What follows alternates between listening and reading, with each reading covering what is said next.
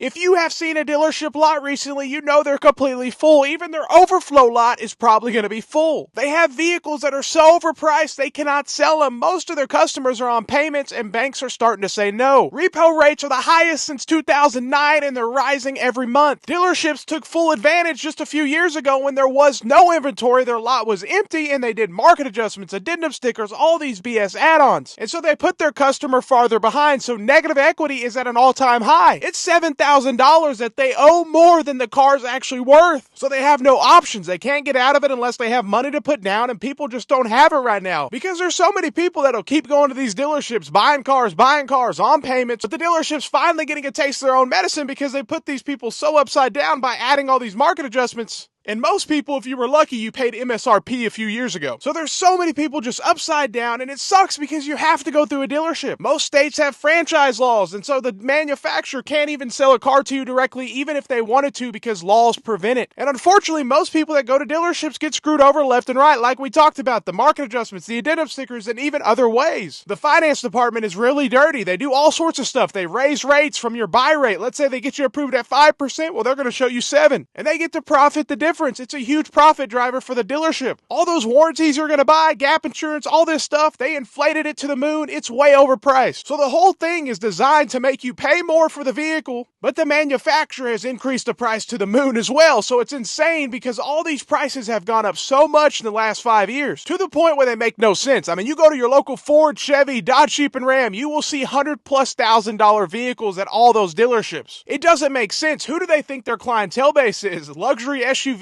and trucks, I mean, $100,000+ vehicles. And I'm seeing 2023s and 2024s all over the place and very few 2025s. So this stuff is sitting for a while. 300, 400, 700 days in some cases sitting on the lot. That shows how overpriced it is. And there's some rebates and some discounts back. Ford did the whole employee pricing marketing scheme, but you got to think about the big picture. Is it even enough? They increase the price 50%, then they offer you a 30% discount. So most people are saying it's not enough, and that's why I see so many people say, I'm keeping my car. I'm not going to buy a new one. I'm going to do this. I'll replace the whole engine and transmission before I buy a new vehicle. I've never seen so many people say that before. And that's why the U.S. has sold fewer cars in 2024 than they did in 2016. More people are keeping their cars longer. That's just a fact. And with the amount of reliability issues with the new vehicles, sometimes the older vehicles are more reliable. There's so many different manufacturers going through complete engine failure right now. Huge recalls with hundreds of thousands of engines. And if you're in that situation, don't play around with the dealership. Get you a loaner car because they're going to try to probably say, no loaner car, we don't have any in stock. Go to a different dealer, find one, get a loaner car. Don't let them screw you over. So it's the whole process. People hate it. They hate dealing with the dealership, sales department. They hate dealing with the finance. They hate dealing with the service. And it's all just to screw you over. So it's really unfortunate. But I see a world where manufacturers can sell a car to us legally and the dealership can be open too if they're able to stay open. Because in all reality, it's better for most people to go through the manufacturer at this point because they get so screwed over at these dealerships. And a lot of people are at the point where if they see an addendum sticker, they're just going to walk away because it's disrespectful to say $300 for nitrogen-filled tires. I mean, come on, who do you think I am just to even offer that? I don't even want to do business with you anymore. More people are saying that. More people are going online, learning to negotiate, learning all this BS stuff about dealerships. That's why they have all this inventory just sitting around not selling that no one wants to buy. And that's honestly the only way to prove a point. We got to stop buying this overpriced junk. Especially from dealerships that were doing market adjustments, addendum stickers, all these greedy tactics that are just terrible in business, especially if you're looking for long term. Putting your customer farther behind, making them owe more money so they can't come back and buy a new car even if they want to for a long time because they owe so much on that vehicle. So it really sucks, but everybody hates the buying process with dealerships in the United States. It just is a bad process.